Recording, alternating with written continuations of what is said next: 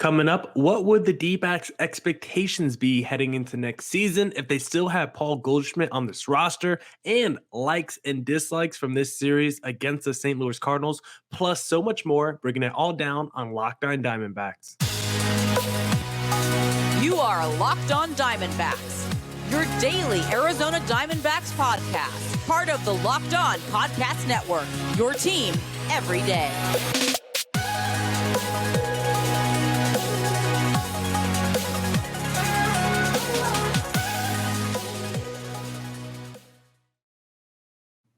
Welcome into the Locked On Diamondbacks podcast, part of the Locked On Podcast Network. Your team every day listening to who? The always charismatic host of this podcast, Millard Thomas. I'm a multimedia journalist and I'm a graphic designer, so please go check out my website, millardthomas24.myportfolio.com. On there you can see all my latest work, from my packages to my articles to my photos and my graphic design. If you want to see more content by me, just follow me on Twitter at CreatorThomas24 for my personal account, or just look up Locked On Diamondbacks on both Twitter and Instagram for the podcast handle. And of course, thank you for making Locked On Diamondbacks your first listen every day. I would not be able to do this podcast without you, my loyal listeners, sharing, subscribing, reviewing, doing all that so I could do this podcast for you. Thank you. It's free and available on all platforms, so please continue to tell your friends. We're also on YouTube, Locked On Diamondbacks.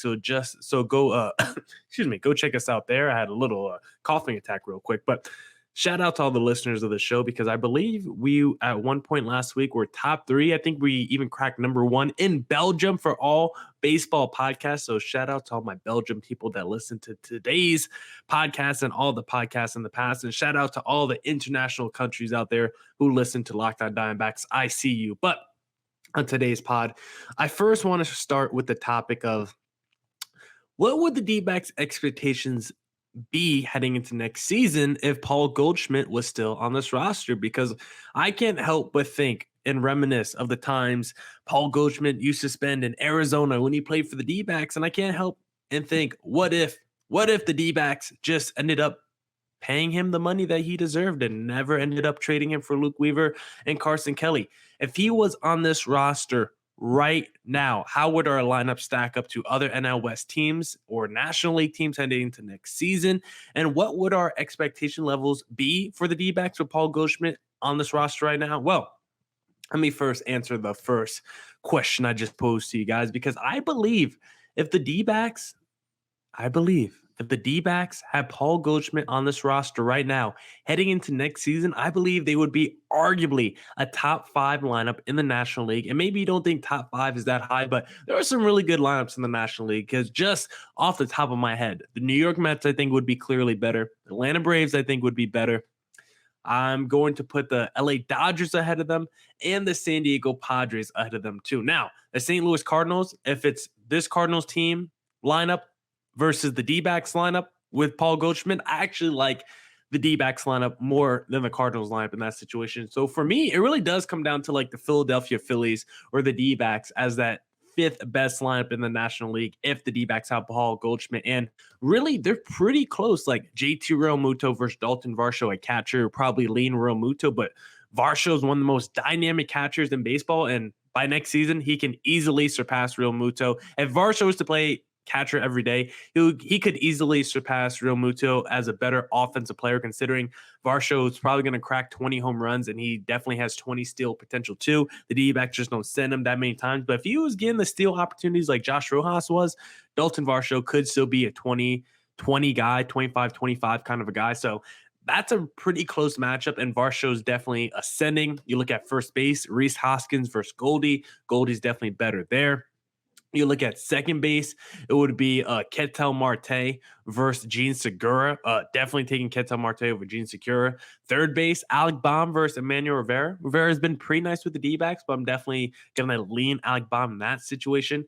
Shortstop, I put Rojas down. I put down it'll be Bryson Stott for the Phillies. And Rojas has looked pretty damn good with the D-backs. I'm probably going to consider that one a wash. And then you look at the outfield, Kyle Schwarber in left field versus Corbin Carroll. I think that one could be a wash. We haven't seen Carroll yet, but considering the ceiling that we think he has and what we've already seen from Kyle Schwarber, I'll just consider that one a wash. Herrera in center field for the Phillies potentially next season versus an Alek Thomas. I'll probably lean Alek Thomas there, but that one's pretty close. Right field, you got Bryce Harper versus Jake, probably Jake McCarthy or Stone Garrett. Definitely leaning Phillies there. Then you look at the DH, Christian Walker versus Nick Castellanos. Like, Castellanos is probably better than Christian Walker, no doubt. But based off this season, Christian Walker has definitely been better. So overall, if you're just lining up the positions, like it's pretty much neck and neck with most positions outside of like Bryce Harper or the Ketel Marte position. This is pretty much a wash up and down. I'll probably lean Philly slightly, but I really like the balance that the D-backs are going to be potentially putting out there if they had a Paul Goldschmidt in their lineup. And it's like, if they did have a Goldie in their lineup, they would arguably be a top 5 lineup with potential to be even higher, because if guys like Corbin Carroll hit, Dalton Varsho take a step forward, maybe a Jake McCarthy or Stone Garrett continue to produce, and what we're seeing isn't a fluke, then yeah, the D-backs would be pretty loaded with Goldie, Ketel Marte, and then some very nice pieces around them in the Dalton Varshos and the Corbin Carrolls of the world and the Alek Thomases. So those two lineups are very comparable, and if the D-backs had Goldie, they would arguably be top 5 in the National League, because they would have a combination of both speed and power. Of course, you got Paul Goldschmidt, who's got power. Ketel Marte, outside of that one season, he hasn't shown a ton, but we still know he has 20-plus home run power. Same with Dalton Varsho. Rivera seems like a guy that could hit some bombs. Stone Garrett definitely has pop. So you would at least, Christian Walker as well. So you would at least have 3 to 4 guys that could potentially get you 20 home runs. You also got speed with Josh Rojas, who's going to be a 20-plus stolen base guy this year. Alek Thomas, Dalton Varsho, Jake McCarthy, those are all high. Corbin Carroll, too. Those are all 90th plus percentile sprint speed players. You would have Christian Walker as your DH. Just think about that. Christian Walker as your everyday DH would be absolutely insane. This lineup would definitely be good enough to compete. Like, all of a sudden, Ketel Marte is arguably your second best player in your lineup, and he's getting protection by Paul Goldschmidt. The fear that opposing pitchers would have seeing Ketel Marte up at the plate and then Paul Goldschmidt, predictably right after, or potentially right after is what I want to say, because Marte might be your number 3, but Goldie is your number 4. I think a Goldie Marte combination would just be as good, if not better, than the Arenado Goldie combination that we're seeing right now. And then if you do have that lineup where Paul Goldschmidt inserted into it, guess what? Mike Hazen would only have to focus on one thing: pitching. That's all he would have to focus in. And the D-backs already have 40% of their rotation already figured out in Gallen, Merrill Kelly. Tommy Henry looks solid. You could bring back Davies, and then boom, that's 80% of your rotation. Mike Hazen would then just have to focus on the bullpen, which has been his Achilles heel. And with Goldie in the lineup, the rotation mostly figured out, he would have all the time in the world just to sit in his front office, go through the analytics, run the stats, and figure out the best relievers in baseball that are under the age of 45, because he has an issue with signing relievers that are not about to retire to the Mexican Independent League. And yes, I'm looking at you, Oliver Perez. So I think this D-backs team with Paul Goldschmidt would be pretty good. I think, now, to answer the expectation level, I think if the D-backs had Paul Goldschmidt, they would be pretty comparable also to that 2017 roster, because, again, Dalton Varsho versus Chris Iannetta. You got Paul Goldschmidt on both. You got Ketel Marte on both. I just think in that 2017 team, you had some dudes just play way above their head and basically have career seasons. Like Jake Lamb had a great season. AJ Pollock was pretty good. It was still pretty good. David Peralta. I mean, Chris Iannetta had 17 home runs and an 865 OPS. So you would need guys like Dalton Varsho and Corbin Carroll to really be pretty close to their ceiling, or at least, maybe play above their expectation levels that they had entering the year. But I think on paper, you could definitely say this lineup is as good as 2017, if not better than that team. And I would say this team, if you had this current roster or Paul Goldschmidt on it entering next season, we would expect that team to compete for around 80 to 85 wins. Maybe make a wild card. I don't think I'll go that far just because of the pitching, but I would definitely expect that to be a pretty highly competitive team that could win 80-plus games. So without Paul Goldschmidt, the team heading into next season is probably going to be another 70-win team, somewhere around that, unless you get some really outstanding performances from the Carrolls, the Varshos, the Alec Thomases. Unless those guys really pop next year, you're probably looking at another 70-win season. But if the D-backs have Paul Goldschmidt, it's probably more like 80 to 85 with potential to make the wild card depending on the pitching that Mike Hazen could acquire. And that's just what you're missing out when you miss out on a superstar, face of your franchise type player. Paul Goldschmidt would add a few more wins to this D-backs team that could potentially be enough to make the postseason, because think about all the games this year where the D-backs lost by 1 run, or maybe there was like a base loaded situation where the D-backs just didn't come through with runners at scoring position. If you have Paul Goldschmidt, just think about all the situations where you have runners at scoring position and it was Christian Walker at the plate. Imagine if that was Paul Goldschmidt instead, because Christian Walker, the rub against him is he's kind of home run or bust. Is he's not actually great with runners in scoring position. That's kind of the rub against Christian Walker. He's actually not, for a guy that's hitting in the middle of your lineup, for a guy that's going to have 30 plus home runs at the end of the season. He's actually not elite with runners in scoring position on the season. Christian Walker is batting 177 with 675 OPS with runners in scoring position. So imagine that was Paul Goldschmidt taking those plate appearances instead of Christian Walker. Think about how many more wins the D-backs potentially could have had this season. It's probably not going to be 15 wins, but if it was Goldie in those Christian Walker spots instead of Christian Walker, then I think it's at least 3 to 5 more wins potentially this season. And then all of a sudden, Christian Walker is now your 5 or 6 hitter. It would just lengthen the lineup that much more. I think it would make the D-backs that much better. So I wish Goldie was on this team, but Mike Hazen, and not even really Mike Hazen, it was more of the ownership. They had other thoughts because they don't want to pay their star players. And now you get the results that you have since Paul Goldschmidt leaving, a lot of mediocrity and not a lot of winning. And that's what happens when you trade superstar players. So to all the front offices out there that want to trade their superstar player, don't do it. Re-sign the face of your franchise, because I think in the end, it's always going to be better for your team. Now, I want to talk about some likes and dislikes from this series against the St. Louis Cardinals. But before we get there, I first want to talk to you guys about LinkedIn, because, hold on, let me pull up my ad because, excuse me. As you gear up for fall, you need the right people on your team to help your small business fire on all cylinders. LinkedIn Jobs is here to make it easier to find the people you want to talk to faster and for free. Create a free job post in minutes on LinkedIn Jobs to reach your network and beyond to the world's largest professional network of over 810 million people. Then add your job and the purple hashtag hiring frame to your LinkedIn profile to spread the word that you're hiring, so your network can help you find the right people to hire. Simple tools like screening questions make it easy to focus on candidates with just the right skills and experience, so you can quickly prioritize who you'd like to interview and hire. It's why small businesses rate LinkedIn Jobs #1 in delivering quality hires versus leading competitors. LinkedIn Jobs helps you find the candidates you want to talk to faster. Did you know every week nearly 40 million job seekers visit LinkedIn? Post your job for free at linkedin.com/lockedonmlb. That's linkedin.com/lockedonmlb to post your job for free. Terms and conditions apply. All right. Let's get back into the podcast and let's talk about some likes and dislikes I had. I got 2 dislikes and 1 like because it's only going to be 1 segment long. So I want to keep this one short and brief for you guys.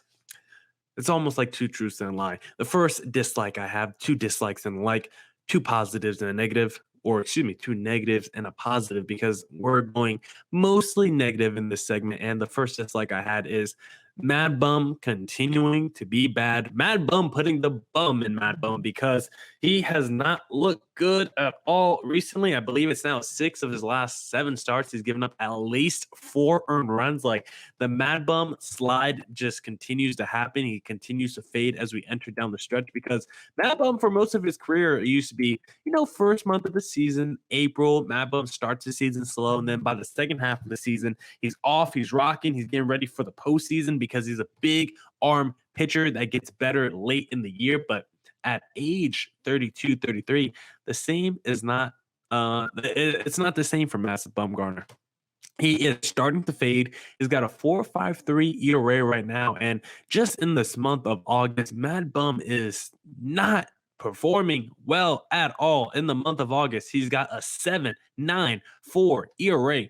Way worse than any other month so far this season. His whip has dramatically increased from July, 1.765 whip in August compared to just 1.32 in July. His strikeouts per nine has actually gone up, which is surprising from the last month, but it does not matter when you're walking people, giving up more hits, giving up more home runs. Your run prevention is worse. Like, he's allowing a 968 OPS in the month of August. Opposing batters are just teeing off Madison Bumgarner right now. And in game 2 of that series, he gave up all his runs on that cutter slash fastball. Like, it was all the hard stuff, quote unquote, hard stuff from Mad Bum that the St. Louis Cardinals hitters were keying in on. And Albert Pujols, old man Albert Pujols, like, that 88-mile-an-hour cutter was just in his sweet spot because he took Mad Bum deep twice. 42-year-old Albert Pujols took Paul Goldschmidt deep twice. If I'm Mad Bum after that game, like, I'm just hanging up my cleats and I'm retiring because I'm not letting a 40-year-old plus guy take me deep twice. Like, Pujols shouldn't be doing that. And yes, some people I've seen have made allegations of maybe he's taking some PEDs. You know what I'm saying? I ain't gonna be too mad if Albert Pujols is taking PEDs because he's already the go-to guy. And if he wants to get to 700 home runs, let my man get to 700 home runs. But Mad Bum, you can't let Pujols do you dirty twice like that in one game. Mad Bum, 5.1 innings pitched, 5 earned runs in that game 2 against the St. Louis Cardinals. Every start, is he getting worse with every start? Madison Bumgarner, potentially. He just doesn't look good right now, and I'm not a fan of what I'm seeing from him. The second dislike I had was the bullpen looking absolutely terrible. I saw Jesse Freeman on Twitter basically sum it up. Dbacks bullpen gave up 18 runs this weekend, and the Cardinals bullpen gave up 3 runs. And that was basically your series because it was night and day between the two opposing clubs' bullpens. Kevin Ginkel just continues to at one point in his career, I thought Kevin Ginkel was maybe potentially going to be the closer of the future for the D-backs back in 2019 when he had like a 1.48 ERA. You're striking out, folks. He looked pretty damn good back then. I liked his stuff, but he's been absolutely terrible since then, and Brent Strom can't even get him figured out. Like, there's just no hope for me that Kevin Ginkel's ever going to turn it around. Gave up 3 earned runs in game 1 to just blow the fantastic Tommy Henry start.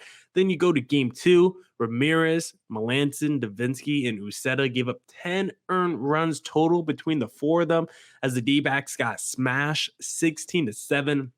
And then in the finale on Sunday, Mantiply gave up 2 earned runs and Ramirez gave up 1 earned run to blow another great performance by the starting pitcher. I mean, the D-backs bullpen blew 2 of these 3 games. Game 2, I mean, that was just a straight blowout. The D-backs, I mean, you could consider that a blown game too because the D-backs offense put up 7 runs. If the D-backs offense puts up 7, that's usually an automatic dub, but the bullpen just wanted no part of winning any games this series, and it feels like the bullpen really struggles against the good teams and just is terrible against the bad teams. Or it feels like did I say that backwards? It feels like the bullpen is really good against bad teams and terrible against the good teams. And the D-backs starting pitchers, they're usually good against good or bad foes. The starting pitchers seem legit. It just, it could be hit or miss on the starts, but it doesn't feel like, depending on the competition, whether the starters are going to be good or bad. But for the bullpen, it definitely feels like they play to their competition. When the D-backs bullpen, and not in a good way, when the D-backs bullpen is going against a playoff team, it feels like they're absolutely atrocious. If they're going against a team like the Cubs or the Pirates, they're still going to be bad, but you have a better chance of potentially escaping that game with a victory. So very disappointed in the bullpen this weekend, and it's like you're just grasping for straws. The D-backs called up Luis Frias, so hopefully we see a little bit more of Luis Frias going forward, but there's not many guys out this bullpen that you want to see. Even Joe Mantiply struggled this past weekend, so not a ton of bullpen arms that you want to see right now. And then to wrap up the pod, the last like I have to discuss is Tommy Henry, because Tommy Henry looked phenomenal in that game 1 start against the St. Louis Cardinals. He had a rough first inning, gave up the home run to Paul Goldschmidt, gave up a double to Nolan Arenado, but after that, Tommy Henry was locked in. He used all his pitches to rack up those 7 strikeouts he had. Fastball, slider, changeup. He basically had a strikeout on every pitch he had that day. And I think also what made the start so impressive is because you use your 2020 hindsight, like you saw with the bullpen and what you saw what the Cards were able to do to the D-backs bullpen and Madison Bumgarner. And it's like, Tommy Henry, the rookie, the man who made like his 5th career start, was able to do that to that kind of Cardinals lineup with the MVP in it. Like, Tommy Henry is the real deal. His breaking balls seem to continue to get better as the season moves on. And right now, I wasn't a believer when he first got called up, but right now I'm a Tommy Henry believer, and there should be no reason why he shouldn't be continue to get starts moving forward. Like, he should be the number 5 starter in the rotation right now until he like messes up or he gets hurt or something like that. So I'm liking what Tommy Henry's doing right now. I'm actually loving what I'm seeing from Tommy Henry, and it's giving me some hope that maybe not every pitcher that we call up from the minor leagues is going to be terrible. So Tommy Henry, keep doing what you're doing. And that's it for this edition of the Locked On Diamondbacks podcast. Come back tomorrow for more Diamondbacks news coverage and insight. And as always, deuces.